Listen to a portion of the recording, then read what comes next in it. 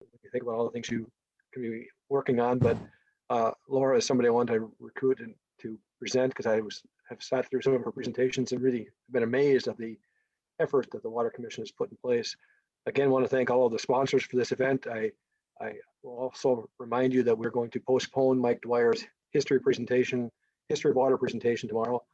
Two reasons. One, I think we've worked pretty hard on these calls, and the other reason that I'm not sure that the Water Commission will be concluded by midday tomorrow. So we will save his presentation. I think we've all gotten accustomed enough to the Zoom tool that we'll see if we couldn't do this a brown bag Zoom once a month or something like that throughout the legislative session as we have updates, and maybe ask Mike to do a session sometime when we've got cold weather, and we'd be happy to get together this way on occasion with using this tool that we've all discovered.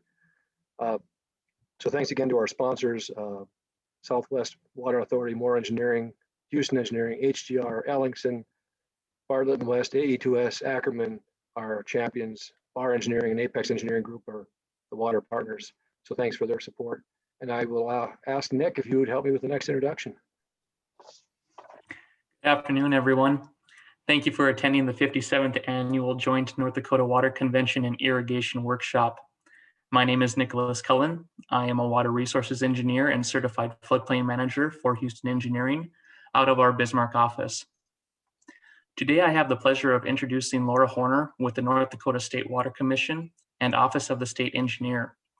She will be presenting on the base level engineering data set and risk assessment map service.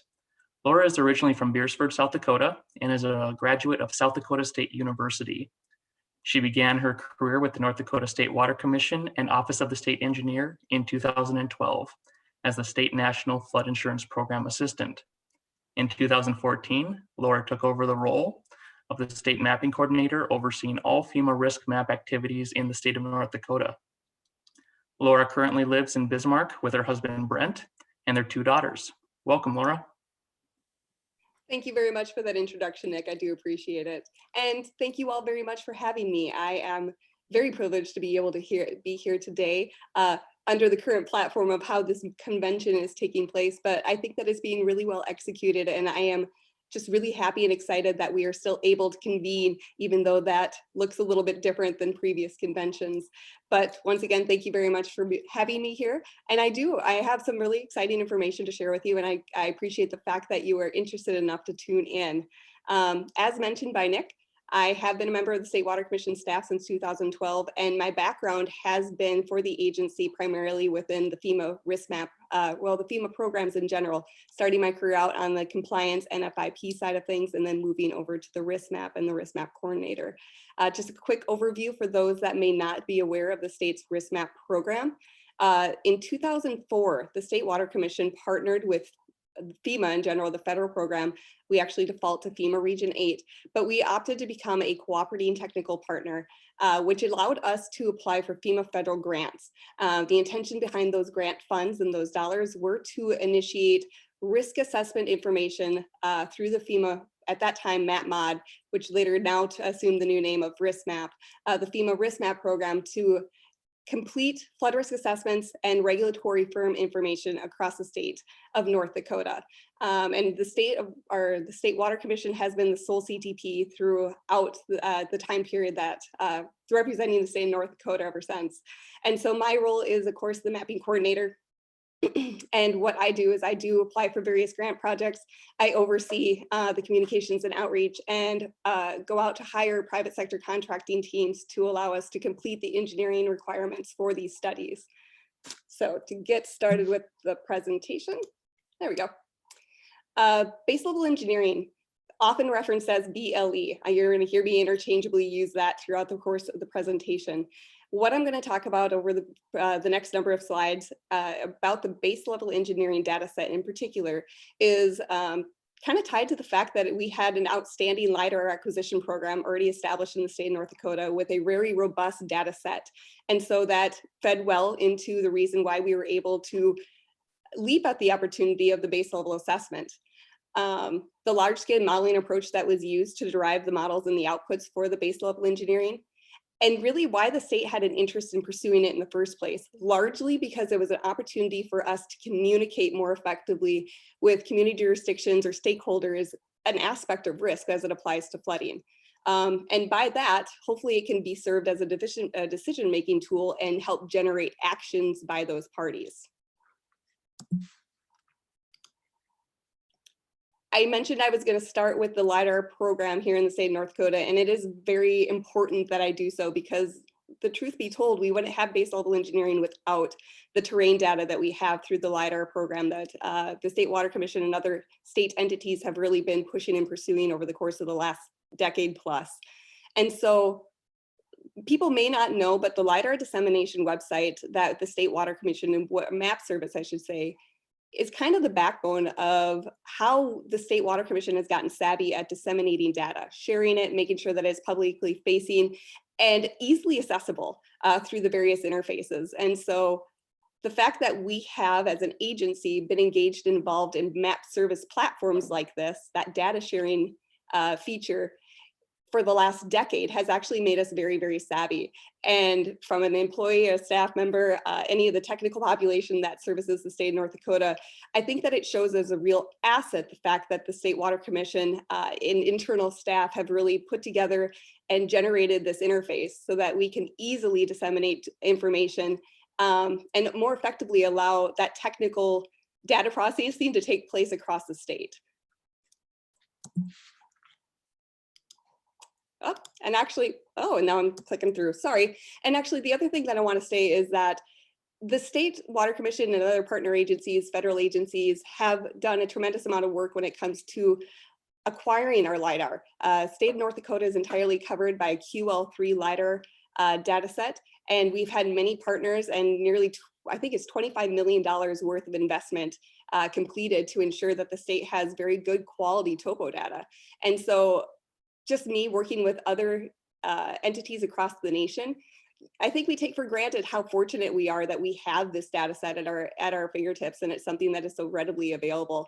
And in my opinion, a very user-friendly platform. So if you have not had an opportunity to kind of go and explore the LIDAR program and the LIDAR dissemination website that is hosted at the State Water Commission, please do so, because it really is, it's a huge asset to our state, and I hope that it is more widely used than it potentially is already. Because we had the LIDAR and state coverage, we actually had an opportunity. We were approached by FEMA Region 8 in Denver, Colorado, to be a pilot, to take on the base level engineering approach. And it is a very, very, at that time, a very conceptual concept. FEMA really just wanted to have a couple pilots going in the region to determine whether or not the base level approach, very widespread kind of course engineering approach, would add value to the FEMA risk map program, to the states as far as how they used it, and then ultimately other mitigation programs that the FEMA Region 8 technically oversees. And so North Dakota was one of two pilots that were kicked off and initiated. South Dakota got the other pilot. They did the eastern third of South Dakota, where they had the LIDAR coverage as one effort through FEMA Region 8. And then North Dakota through the CTP program, because we represented a CTP, we partnered as the State Water Commission with FEMA Region 8 to pursue a statewide approach utilizing the state's LIDAR data set as one of the initial inputs. And so this is going to be a technical overview, just kind of outlining the approach that was taken and generating these models. The first thing is I talked quite a bit about the fact that we had good terrain data. The terrain data was utilized as the base product, and then a 2D modeling approach with a RAID on grid utilizing Atlas 14 data was applied to create the HEC HMS models. With the HEC HMS models, we were able to determine the runoff with the runoff input. And from there, we were able to apply that to a two-dimensional grid mesh approach. The original grid size that was utilized across the state was 200 by 200. And then it was refined and modified depending on the terrain that it was trying to capture to ensure that the models were operating and properly representing various areas of the terrain that it was trying to capture that water runoff through.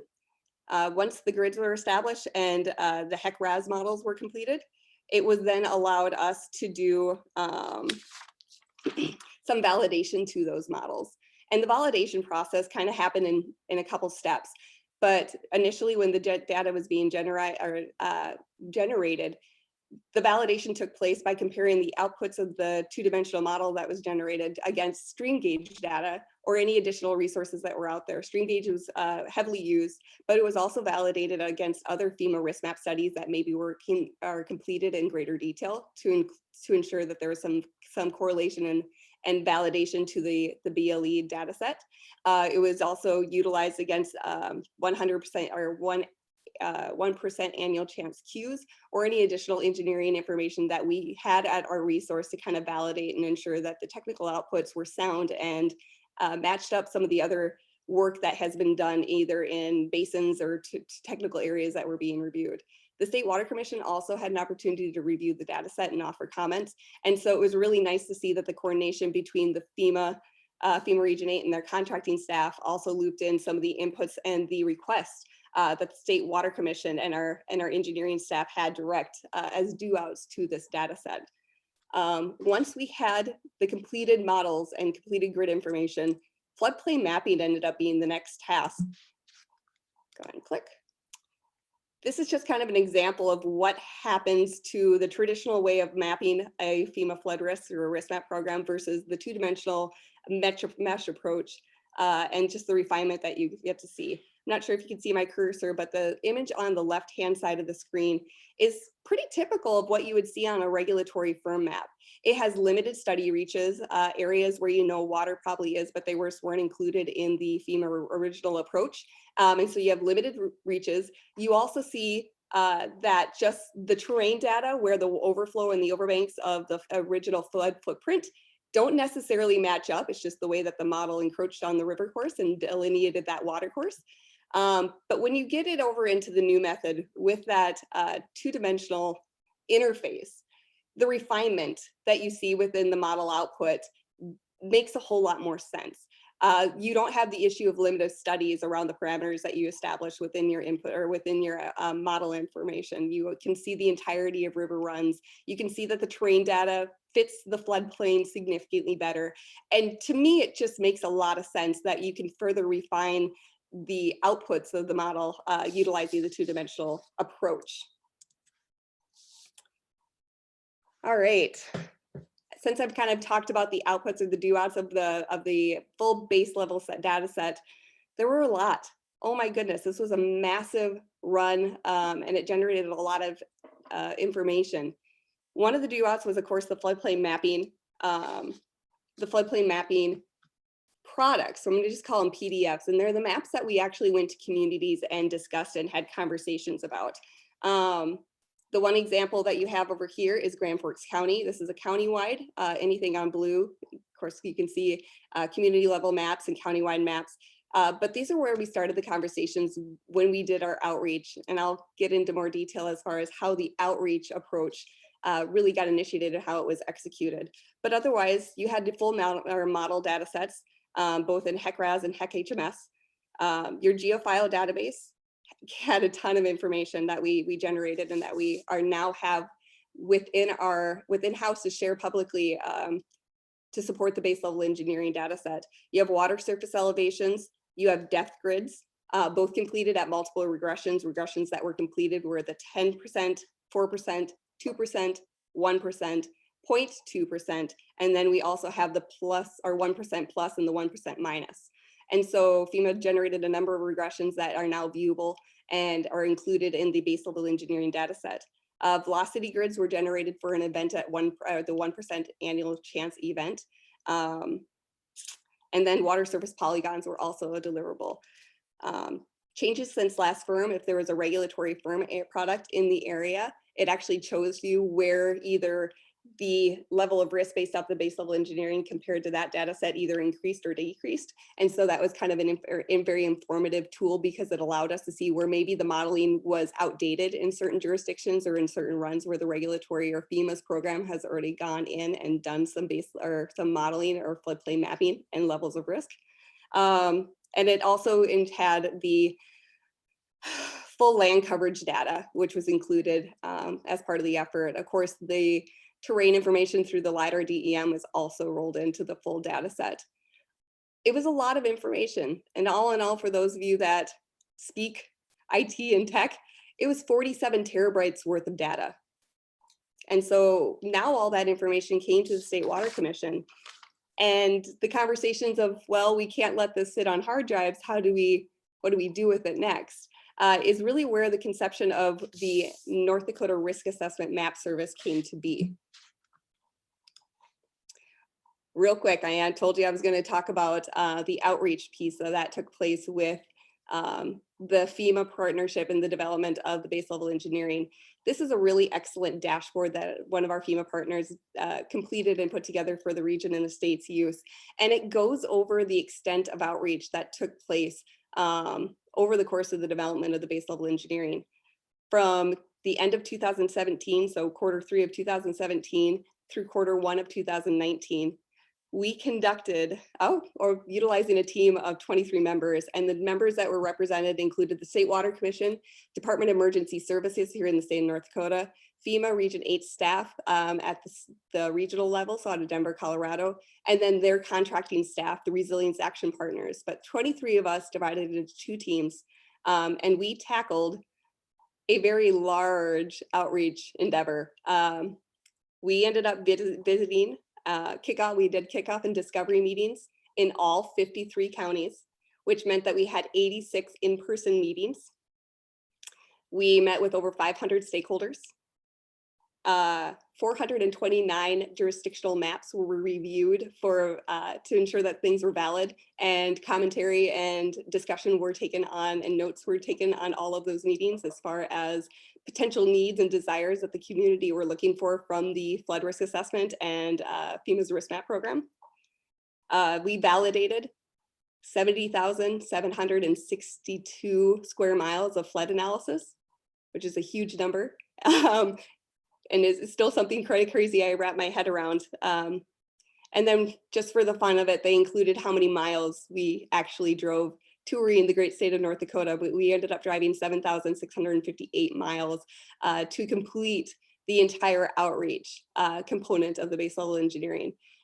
The outreach was incredibly valuable. I actually hope some of you that are on this call now were potentially involved in that outreach, whether it be being a stakeholder at the kickoff or discovery meetings, or that you've heard of the base level engineering data set because we were in your area. The feedback that we got, the validation of boots on the ground saying, yes, I've seen water break out there, or this is where our water runs during our spring thaw. It really helped validate the fact that we had a product that was both technically sound, and we had kind of the supporting information to say that it was a technical approach was justified. Then to also say that in real life application, the models made sense, and that people in a jurisdiction or a community could support the fact that what we were displaying on our information made sense to them, and that's something they had either witnessed before, or they just knew it was a hazard that their community dealt with. So I really value the fact that we did have such an endeavor behind the outreach piece. One last note on the LiDAR program, and this is really thrown up here just because I'm really proud of what we've been able to do. As of December 3rd, this map was updated. Anything that has been in this orange hatch and green hatched area is this year's acquired LiDAR acquisition. FEMA Region 8 has been a really successful partnership as far as utilizing federal grant programs to continue to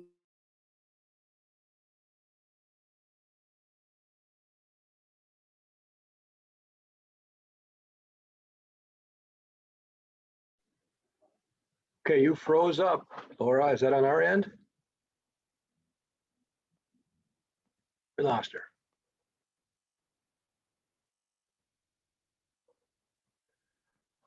She probably doesn't even know she's off. Let's call her cell phone, Julie.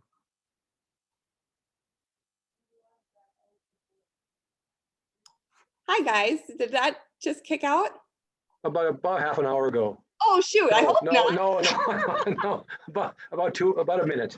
All right, I apologize, you guys. All of a sudden I got a notification on my end saying that my internet was lost. So I apologize on the error on my side. Am I still screen sharing? It was very quick.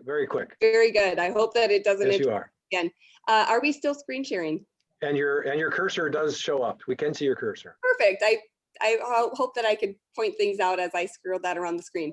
Apologize about the interruption, you guys. But anyway, I was just talking about what a successful LiDAR acquisition year we have had. Of course, the state of North Dakota largely is still open as far as our winter. We don't have the snow conditions. Crops came off successfully, which is those are some of the hurdles that we experienced in previous years, why we just weren't able to really get after the LiDAR collect. And so I'm very proud to see that we have a very, very successful collect year this year. It is, to my knowledge, they are still up and flying in various areas, trying to close some of these gaps.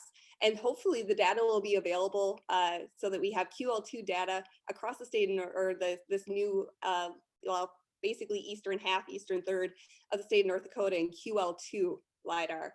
With the new LiDAR that we are procuring, we are actually deriving building footprints as well, LiDAR derived building footprints, just because we know the application that has to a number of the mitigation programs, and just additional data sets that we can continue to leverage through the various programs that could utilize and benefit from that type of data.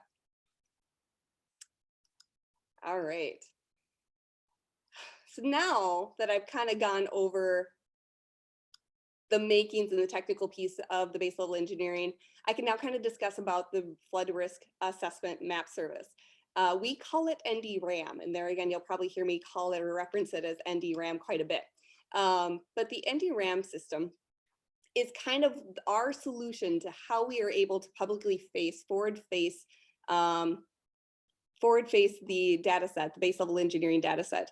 We were very certain that information needed to be publicly available. We also wanted to make it a user-friendly interface. I read off a lot of deliverables that we were handed by FEMA Region 8, and we didn't want to make it overly technical that people couldn't navigate and get some basic flood risk assessment information. We also wanted to make sure that the platform could continue to grow. And over the course of its first year being for publicly facing, we have added some features and functionality to it. And so that actually went into the naming of the platform as well, the North Dakota Risk Assessment Map Service. We felt as though the name allowed for future growth and development, depending on, right now we are definitely focusing on flood risk, but that is most certainly not the only type of risk that North Dakota deals with. And so this may be in the future, with partnerships of other state agencies, maybe an opportunity to continue to grow this platform as it stands.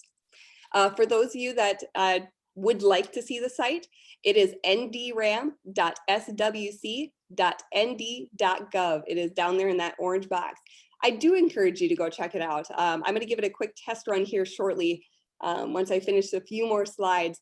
But I do hope that it is something like, we're very proud of the platform, and I hope that you guys kind of are able to see if it applies to your actual or everyday use, depending on your role. The reason why we needed base level engineering in the state of North Dakota, as far as utilizing it for a risk assessment, is pretty well displayed in this map. Anything in blue is an area that FEMA had gone and done an assessment on and created a risk product on, either in the form of a firm or some other deliverable. Anything in gray are the areas that are unmapped and unregulated. They fall outside of the FEMA risk map program, and they are just, there's no level of risk associated with it. That is now entirely changed with the base level engineering data set that now gives us complete coverage of the state. These are my canned slides. I'm actually going to change over quickly to the actual viewer.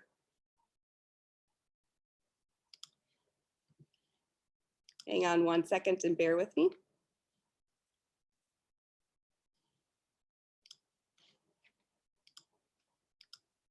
There we go. You guys should have seen a screen change. Perfect. I'm going to go ahead and update it since it's been sitting for a little bit while. This is, I'm going to quit that. This is the actual viewer, the base level engineering NDRAM platform. There again, the URL is at the front, and I'm going to live drive it. And so hopefully it cooperates with me. It's been a very trustworthy tool so far. But anyway, when you open up your screen, you're going to get this disclaimer. I always call out the fact that my contact information is on the disclaimer. Please, if you see that there's either a bug or an added functionality that you would like to see added to this, I would love to hear it. I want to make sure that a platform runs efficiently. I want to make sure that it displays the information that an end user may want to have. And I like feedback. Even if you have a validation, hey, I saw water do what your platform described at, or you know, that event that I saw here, we've had one greater, we had one bigger. I've actually had people call and say that they had more water than what is even represented on the viewer. And so any feedback that you can give me is greatly appreciated. Please utilize my contact information. We also went, like I said, over the course of the last year, we have built in some additional functionality to the viewer. And so for the time being, we'll probably not keep these forever, but you get additional pop-up windows. Right now, we actually just added a tutorial video here, and it calls that tutorial video out. You can go over here and it will bring you to our YouTube page, and you get your savvy music. And it is a full 10-minute or so video that gives you kind of the overlay, the functionality and the utility behind the map service. And so other functionality that we have on the screen as well, just some of the directional things that you'll see. Anything that's in a blue tab is your live tab. You're looking at flood, the regulatory flood information, property, weather, they're all functional tabs. And then on these bars, you will see that there are options and it will populate your information. I'll go over those a little bit more as we're live driving. Otherwise, you have a button that says forward and back. It works just like a browser button, so you can page between your previous screens. This full extent will bring you back to your main page so you can start a new search. Your hand will help you navigate and drag the map where you need it to go. You have a zoom in function and a zoom out function that allows you to select an area and zoom into a box. And then really the most important one that I'm going to claim is your get information button. It's that arrow at the eye. Once you start utilizing this button, you will start populating information that will start showing here on the left-hand bar. So really quick, just to give you a little test drive in some of the utility behind the base level engineering, I'm going to go ahead and zoom in on the city of Bismarck and let that map populate for me. All right. The reason why I like the city of Bismarck in this particular shot is it demonstrates really well how the base level engineering shows both data sets, the NDRAM shows both data sets, the regulatory firm information versus the base level engineering. I zoomed in on the city of Bismarck. Anything in red hatched is a regulatory floodway. So we're looking at the FEMA firm products, the regulatory firm products. This is the Missouri River. This is Apple Creek and Hay Creek. Apple Creek off that way. And so Bismarck has the luxury of having quite a bit of mapping and modeling already identified for it. If you go and you try to complete a search or you're interested in populating information in an area blue, you will get a point like this, something that calls out saying that, hey, you're in a regulatory floodplain. Sometimes you'll see prompts that will tell you to deal with the floodplain administrator. But we really want to make sure that you are aware that the area that you are interested in is in fact that FEMA high risk floodplain. And so that's just a prompt that you might see come up. To show you really quick, a little area over here.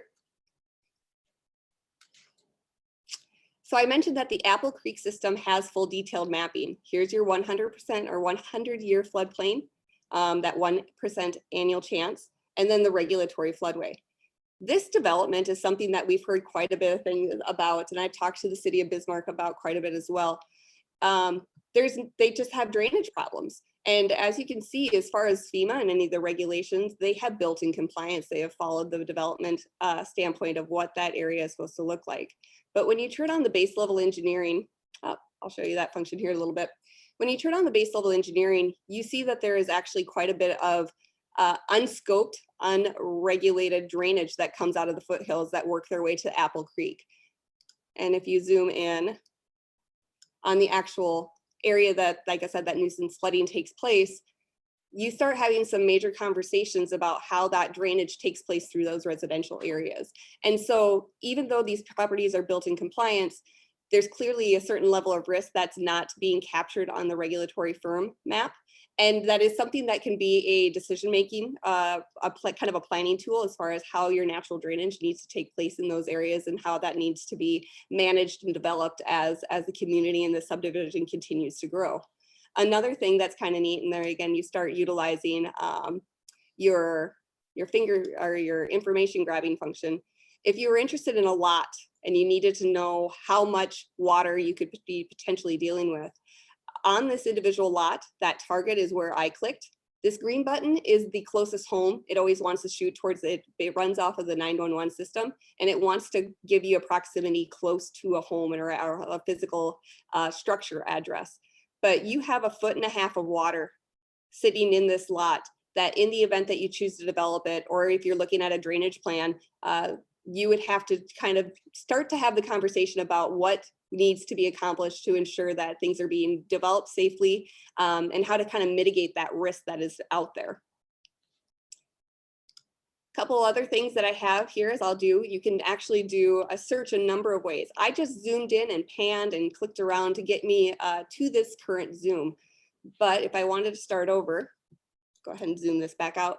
There's actually also a property search. I mentioned that it works off of the 911 system.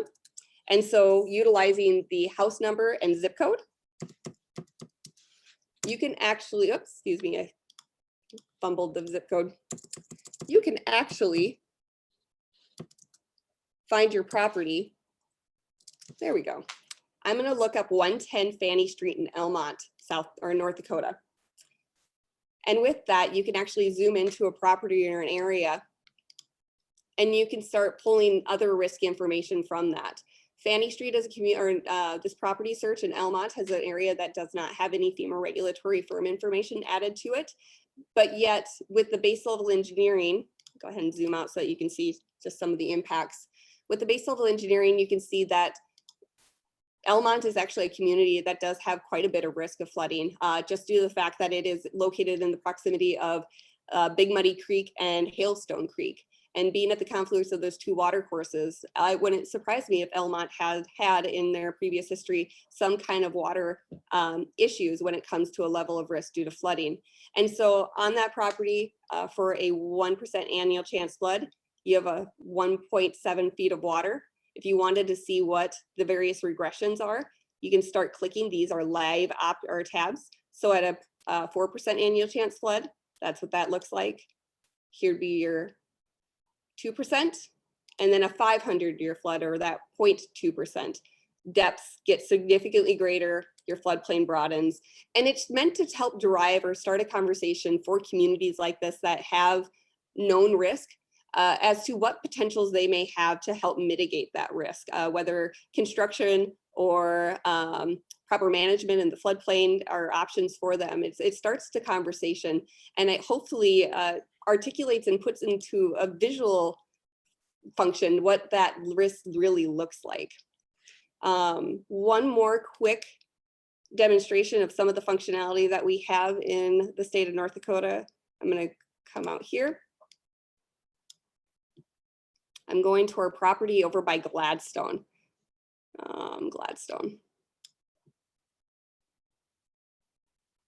So here's the city of Gladstone, and here's a floodplain just out of drainage just to the west side of town. Another functionality that came as a request is you can click through these regressions and see what the floodplain does. But a new added feature that we went ahead and did, and it makes all my map making friends cry, but we did what is considered a high resolution graphic. And what the intent behind this is it's meant to show you where your point of interest really is truly inundated by a certain regression or by a certain floodplain. And you can turn on as many of these tabs as you would like. And this is, like I said, where I start making my map making friends cry, because it gets very colorful and very bright. But it just better calls out the level of risk that you could potentially be managing or trying to deal with in a certain area. So that's a new functionality. You actually get a prompt calling it out, but it's a good one. I actually see the utility behind it. So if you were looking in an area to see if you needed to manage a 50-year flow, you can figure out what that potentially looks like by differentiating the various regressions. I think I'm going to show you one more thing that's pretty important. I had mentioned that the data is all available online through this interface for download. So those that need more technical information to support or maybe start model building, or for disaster recovery, if you want to have a replaced culvert because you're a township board, These models help support some of the recovery actions under the FEMA mitigation programs and the recovery support mitigator programs. So please make sure that you come and you pull the technical information from this site, because it will serve you in those applications. But this download data, this allows you to pick how you want your information to be selected. I'm just going to do a quick point and grab a radius. We'll say 5 miles from that. And then what it does is it sends you to the FDP site for the state, utilizing this link right here. Sorry, my cursor's pretty big.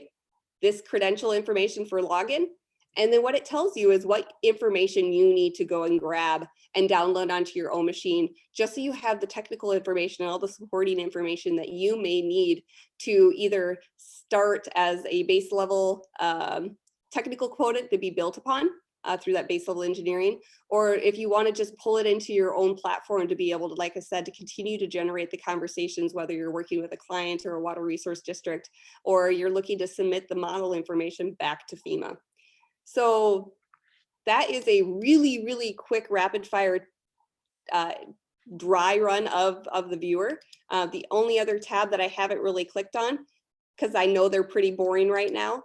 I don't think we have any warnings going on in the state of North Dakota, but right now we have a tab called weather. And that weather tab is really meant to help inform current conditions across the state of North Dakota, whether you're interested in what the current radar loop looks like. If you have a large rainstorm or water coming in your area and you just need to be able to track it. Current warnings during the springtime, or even, I'm actually really surprised we don't have a wind warning. That's pretty ridiculous for the state of North Dakota. We normally get those, but this is kind of meant to be a one-stop shop place to kind of determine what the level of risk is. It includes the SWE data, so you have your snowpack, the significant flood outlook, and the observed river stages. If we have stages that are triggering on gauges and gauge information, it will call those out really quick. I'll go ahead and show you what that looks like. Right now, it's very, very quiet on this map. But if you are interested in any of these data sets, this is a great place to come and just be able to capture it as a statewide glance to see what the conditions across the state are. With that, unless there is anything more specific or any questions that I have generated, I've kind of covered everything, unless there are, like I said, questions. There is one question, Laura, from Laura. Do you want to read it? Or Laura Ackerman, maybe you just want to unmute yourself and ask it.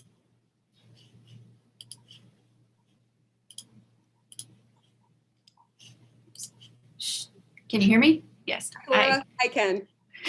Hey, just a question popped in my head, and I can't remember if I'd ever asked you it, but if the base level engineering analysis, if that shows that an area is inundated, is that inundated area regulated somehow? I mean, in the context of floodplain, or is it just, if it's inundated in this map, is it just purely for informational purposes? That's a very, very good question. I'm glad that you brought it up. Anything that is considered a FEMA regulatory firm, and that is tied to a community's ordinance, is the product that a community needs to regulate to if they are a member of the National Flood Insurance Program. The National Flood Insurance Program is an elective program, and partnership in that program will allow you the opportunity to seek out national flood insurance the NFIP insurance program. For the purpose of the base level engineering, it is purely an assessment. And that is really the key behind that, is it is meant to try to articulate risk on the front end of those regulatory products so that good decision making is taking place as early as the data is available. And so communities can opt to regulate to it. They can tie their own legal ordinances to the base level engineering data if they choose to.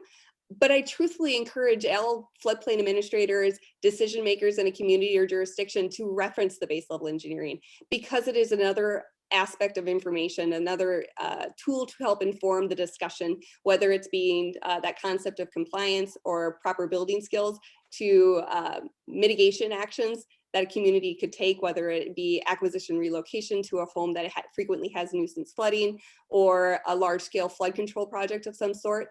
It helps drive the conversation, even for communities that are looking to expand, like a master drainage plan. City of Bismarck's a great example of that. They're looking to continue to expand the city to the northwest, or excuse me, northeast, not into the river, into the northeast. And it starts the conversation as to the type of water drainage, the natural drainage that might be captured out in the area that they're looking to develop in future future years.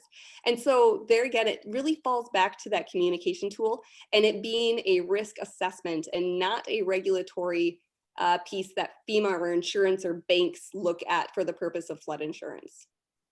I hope that addressed your question, Laura. Yeah, it did. Thanks. So Laura, my perception was that this was really FEMA oriented, where you had a focus on those floodplains or the potential for a need for floodplain with the flood insurance partnership. But in your last example, you grabbed a rural piece of Sheridan County. So this level of data is available in even say in a farm Statewide scenario? Statewide, we have statewide base level engineering and it is consistent or consecutive as far as the water course and runs. In fact, just for the sake that you brought it up, I can zoom it up in the middle of Sheridan or Dickey County or wherever you want it. It's all the rural population centers. And that's why it's so important to us that the state of North Dakota has this, because historically FEMA just did not have the means or the funds, or they wanted to have that kind of investment in these unpopulated areas. They were really more interested in our big population centers, Fargo, Grand Forks, Jamestown, Valley City, where the frequent flooding takes place. That's where FEMA focuses a lot of their time and effort. But that doesn't mean that a landowner or farmer can't look and see what kind of natural drainage they deal with and on a day-to-day business or a day-to-day basis on their own land. And so that's really the utility and the functionality behind it. The other really neat thing that we did as part of the data development process is we actually looked to try to kind of, and the map that I picked kind of captures a little bit of, but our closed basin lakes, we tried really hard to make sure that we kind of had a handle as to how those naturally fill in the event that we're in a dry cycle, and that it articulates a level of risk within those those closed basin lakes that we have so prevalent throughout the central part of the state. Yeah, I can't tell you. I've actually had a few farming friends. My husband comes from a farming community down in the Emmons County area. I can't tell you how many guys are like, yeah, that spot's always wet. And it's because it's the natural drainage that takes place across their land. And of course, they know their land best. And it's kind of neat to see that the base level engineering captured it and kind of put it in this view and this articulation this way. The speed at which it operates with that much data is remarkable. I mean, you're apparently using your connection from the internet and sharing it with all of us. Failed on me once, so to its credit, it's doing a great job. But that's a lot of data that I just can't even imagine how you can get it to work like this and not have it grind and grind and grind. And that's all thanks to our in-house IT staff. So right now it is pulling all the elevations, the base level elevations or the water surface elevations. That is being captured in all those regressions. You're getting your depth pulled from the difference between ground elevation LiDAR and the water surface elevation. All your geo-referenced information is captured up here. And that is why I made such a stressed issue to make sure I covered the LiDAR program here in the state of North Dakota. The IT staff at the State Water Commission are an absolute gem. They're something I hope we never, ever, ever lose, because the type of information that they are able to tailor to handle our data is tremendous. It is such an asset. And so thanks to Chris Bader, once again, we're gonna thank Chris Bader, Paul Moen and Rod Basler. They've done an excellent job in making this a tool that I hope the state can really utilize as a resource for a number of years. Sarah, you have your hand up. Do you have a question, or maybe you're clapping? I'm not sure. I'll take that too. Are there other questions or comments? Or Nick, do you have anything you'd like to offer, since you were very anxious to introduce Laura? I appreciate that, Nick, by the way. I utilize the service consistently, and it is a great asset for any community official, any planning official. I strongly recommend checking it out. Thanks, I like that. Just the fact that it's being utilized, especially from a private sector situation. We hope that it is a tool that shows some kind of utility for all entities, whether it's just someone who's curious about their own particular land, some of the decision makers and jurisdictions in the county and city level or township level even, get to know your area. And make sure that you share this, because it really should be a conversation when it comes to how you manage the level of risk. And like I said, this one particularly captures flooding, risk from flooding, but in your own jurisdiction. You guys are the decision makers, and we just hope to provide you the type of information that you need to make wise decisions. Great presentation. I'm amazed at how far we've come since I worked at the Water Commission. like I said, it was a team effort, and I greatly appreciate the partnership between FEMA Region 8 and seeking us out and wanting to have us pilot this. And then also to all the staff at the Water Commission, all the way up through Puskowski, regulatory, Aaron Kranz, and our IT staff to determine that this was really the best use for it to try to create it in an outwardly facing platform. So I'm glad that it's being well received. And like I said, we hope to continue to update this and keep that the base level engineering current, because in a lot of our jurisdictions, it's the best information that is out there for use and decision making. I can envision where we would involve a lot more water managers and, as you said, agriculturalists, because the perception, I think, is that it's a tool for engineers to be used in designing flood mapping or other structures. But this really is, with the granularity of what you've got, could even help with tile design or for water management and so forth. So absolutely, and that's actually where I've seen a lot of the day-to-day base or use come from it, is some of these individuals that may own this parcel of land.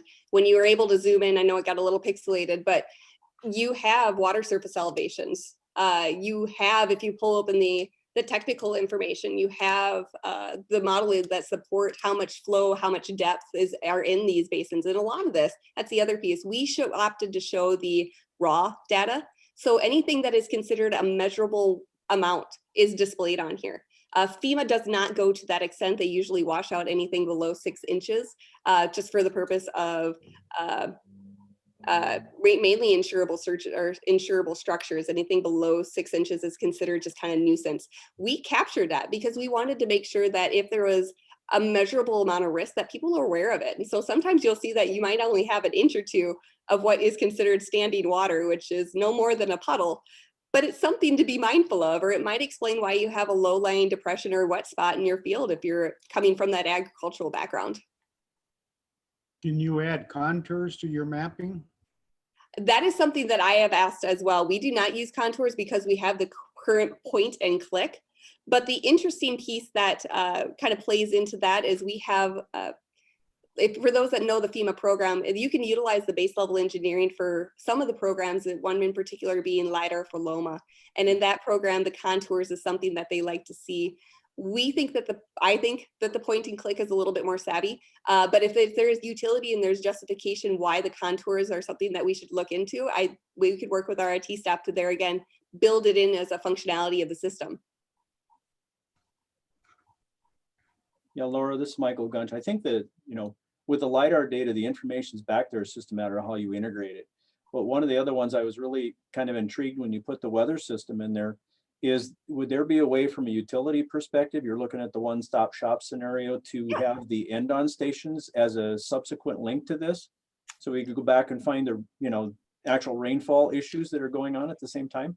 If that is something that my staff can easily link to, that's kind of the reason why we even came up with the suite that we did, is it was something that our staff, both from within our IT staff, knew that they could easily link to, and it was going to be something that the link was current and consistent and we didn't have problems with it breaking. I will ask about that because that's not one that I had. Okay, because I would suspect we did some stuff on the Missouri River, and we're basically borrowing data from others, and it's cross-linked. So anytime somebody changes their data, anytime they look at ours, they get the updated data. And I was thinking end on here, because I know John Puskowski was talking about the PREN systems, and of course the Corps of Engineers is putting out a number of additional stations in Western North Dakota attached to end on, that might be a utility to consider. I absolutely will, and that's the real exciting part from my perspective, now being on the development piece, is that this platform really does have the opportunity to continue to build. We can go as far as saying, like I said, right now we're talking about flood risk and that water aspect and water management, but really the drought program or fire hazards have as much of a reason to be considered a state risk and being part of the assessment platform as anything else. And so I really like, and I appreciate that input. If you have, also the reason why I called out my contact information at the very beginning of this presentation, if you have pieces that would contribute to the build out of this platform, we would love to hear it, because if it's manageable and if it's something that our staff can easily tap into, and like I said, the piece of maintenance is manageable, I don't see why we couldn't. Okay, thank you. Yeah, no problem. Are there other comments or questions or observations? This is really impressive. I think it's really cool.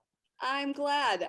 Real quick, one more time, the URL, ndram.swc.nd.gov. Please go check it out. It is also linked to the State Water Commission's main page, just as under one of the map services. So if there's applications and things that you can continue to see as an asset to build out, I really would love to hear that, because that's the only way that we can continue to build this and make it a real functional piece for the general public here in the state of North Dakota.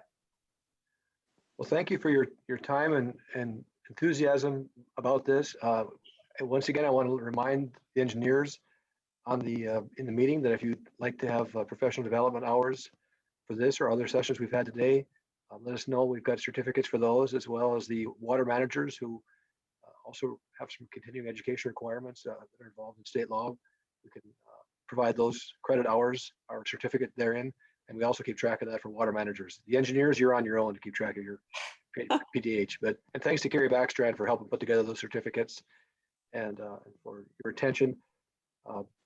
This largely ends the primary aspects of the convention. Tomorrow morning, there is the annual meeting of the Water Users Association, which will be happening at 8 a.m. The State Water Commission meets at 9 o'clock. That actually has their own meeting link that's available on the convention website materials. But we certainly appreciate all of the speakers and their sharing their knowledge and information. That's been very, very valuable and very, very helpful. Next week, there is an irrigation workshop that will be kicking off on Tuesday and Wednesday, very much irrigation focused, but as part of your registration for this event, those access points and that participation in that conference is of course available to all of you who are part of this same convention. Part of the value of having a convention over several days is we don't have everything on top of each other. A lot of people have complained in previous years that I want to go to 2 meetings at the same time. Well, we stretch it out over 3 weeks, and so we don't have hopefully things happening at the same time. But I'll mention to those irrigators that this tool is might be very helpful in that industry as well. Nick, do you have any closing comments or Laura that you want to say, but to wrap this up? I'm good. Have a great rest of your day. Okay. Thank you everyone so much, and we hope to see many of you on for the elections for the board members for the Water Users Association tomorrow morning, and otherwise we'll see you across the room at the State Water Commission tomorrow. Sounds great.